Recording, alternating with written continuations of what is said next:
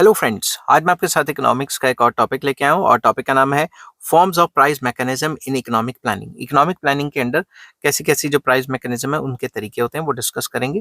Discuss करने से पहले बता दूं कि चैप्टर का नाम है प्राइस मैकेनिज्म एंड प्लानिंग और इस चैप्टर के सारे लिंक्स आपको इस वीडियो के डिस्क्रिप्शन में मिल जाएंगे। चलिए शुरू करते हैं। Under economic planning there can be two forms of price mechanism. Number one, competitive price mechanism. तो ये क्या होता है उसके बारे में मैंने डिटेल की है, अलग से आपको 2 नंबर के भी आ सकते हैं। In case of economic planning, planning authority may enforce price system based on marginal principle. अगर हम देखें इकोनॉमिक प्लानिंग के अंडर जो प्राइस प्लानिंग अथॉरिटी है, जो इंडिया में तो नीति आयोग है, पहले प्लानिंग कमीशन थी, वो एनफोर्स कर सकती है इस टाइप का प्राइस सिस्टम जो मार्जिनल प्रिंसिपल पे बेस्ड हो। अभी क्या होता है, this system is called competitive pricing system. इस सिस्टम को कॉम्पिटिटिव प्राइसिंग सिस्टम भी कहा जाता है। It is an imitation. Imitation मतलब कॉपी है किसका, इमिटेशन ऑफ मार्केट मैकेनिज्म।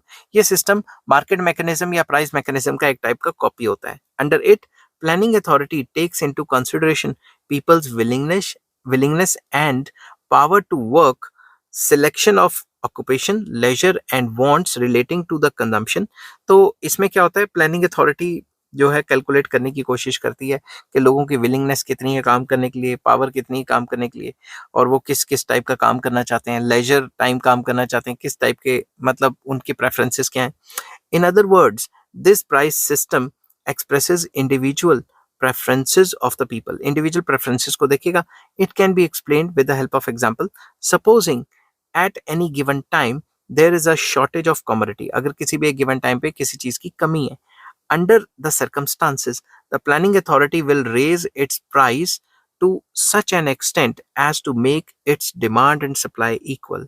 तो किसी भी circumstances में देखें तो planning authority देखेगी कि अगर किसी भी चीज का जो प्राइस है वो बढ़ता जा रहा है या प्राइस रेज हो रहा है, तो उस एक्सटेंट में वो देखेगी कि डिमांड और सप्लाई इक्वल आ रहे हैं कि नहीं आ रहे। सिंपल वर्ड्स में डिमांड और सप्लाई को बराबर करने की कोशिश करेगी।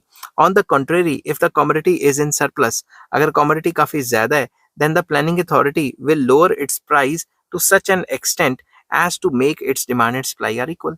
तो पुरानी सिचुएशन में अगर प्लानिंग अथॉरिटी ने देखा कि भाई माल कम है तो प्राइस बढ़ जाएगा जैसे डिमांड सप्लाई बराबर आ जाए, और अगर प्राइसेस जो हैं, जो कमोडिटी है वो सरप्लस में काफी ज्यादा है, सप्लाई काफी ज्यादा है उस चीज की, तो प्राइसेस को गिरा दिया जाएगा ताकि डिमांड सप्लाई को बराबर किया जा सके। तो बेसिकली तो एक ही बात होगी ना कि प्राइस मैकेनिज्म की तरह ही काम कर रहा है ये system. The difference between the competitive pricing system under economic planning and price mechanism under free market economy is that in case of economic planning, equilibrium between demand and supply is brought about by the government by changing the prices alone and without changing the supply. अब इन दोनों systems में क्या फर्क है? इस system में सरकार जो है प्राइस चेंज करती है, सप्लाई को चेंज किए बगैर प्राइसेस को ऊपर नीचे किया जाता है, सरकार की इंटरवेंशन होती है।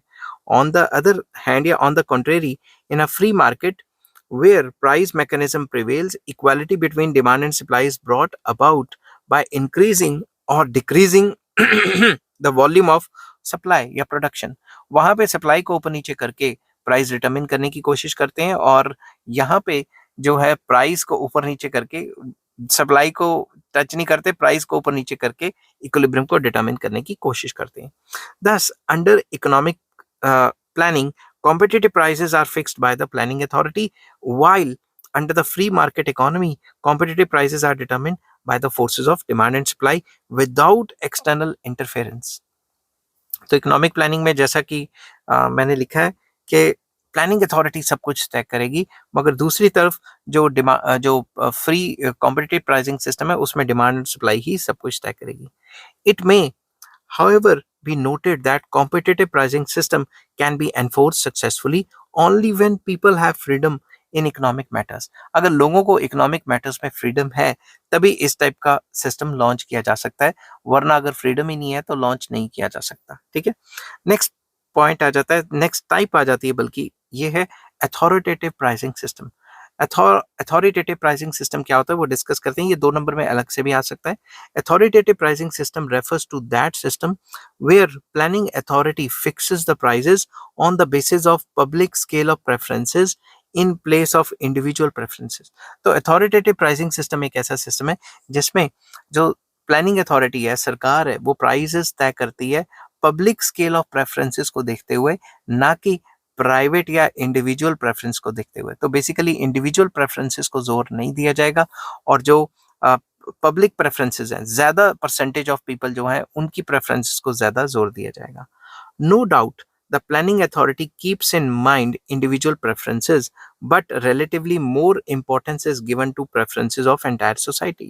ऐसा भी नहीं है कि इंडिविजुअल को टोटली इग्नोर कर देंगे, मगर जो एंटायर सोसाइटी है उसको ज्यादा प्रेफरेंसेस दी जाएंगी। तो जो बड़े लेवल है, मैक्रो लेवल है, उसको इंपॉर्टेंस दी जाएगी, और माइक्रो लेवल को या इंडिविजुअल लेवल को कम इंपॉर्टेंस दी जाएगी।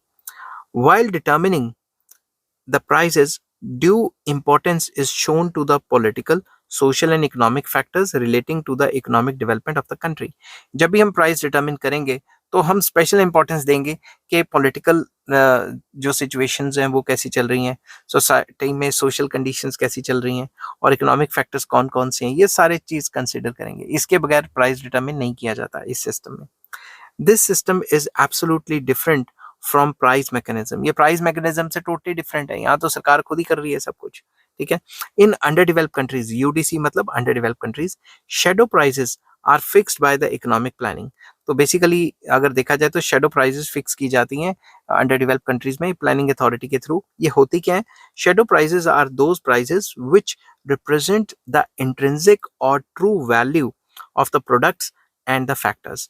तो ये जो शेडो प्राइस होती है, ये असल वैल्यू होती है उस चीज की, किसी भी गुड या सर्विस की जो एक्चुअल वैल्यू है उसको शेडो प्राइस कहा जाता है, ठीक है। The same can also be referred as the value of the marginal product of the factors. इसको ये भी कह सकते हैं कि जो फैक्टर है उसके मार्जिनल प्रोडक्ट की वैल्यू है ये, ठीक है ना, मतलब इसकी असल value. these are determining these are determined by the planning authority। और ये सब कुछ कौन डिटरमिन करता है? ये सब कुछ डिटरमिन करता है प्लानिंग अथॉरिटी में। अब इसको कंक्लूड करते हैं। Under economic planning both these pricing systems should be used jointly. दोनों के दोनों सिस्टम्स को जॉइंटली यूज किया जाना चाहिए। Maximum care should be taken by the planning authority by planning authority to strike a balance between individual interest and the public interest. तो ये भी देखा गया है कि इंडिविजुअल इंटरेस्ट और पब्लिक इंटरेस्ट में बैलेंस बना के रखे इस टाइप की प्लानिंग अथॉरिटी और प्लानिंग सिस्टम, तभी काम अच्छे से चल पाएगा।